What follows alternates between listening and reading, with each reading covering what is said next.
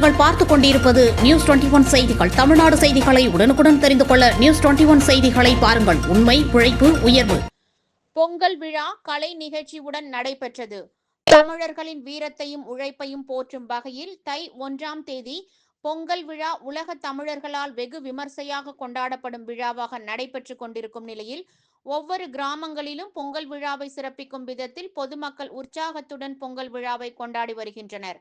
அதனின் ஒரு பகுதியாக சிவகங்கை மாவட்டம் மானாமதுரை ஒன்றியத்திற்கு உட்பட்ட மேலப்பசலை கிராமத்தில் சிறுவர் சிறுமிகள் உற்சாகத்துடன் நடனமாடி பொங்கல் விழாவை சிறப்பித்தனர்.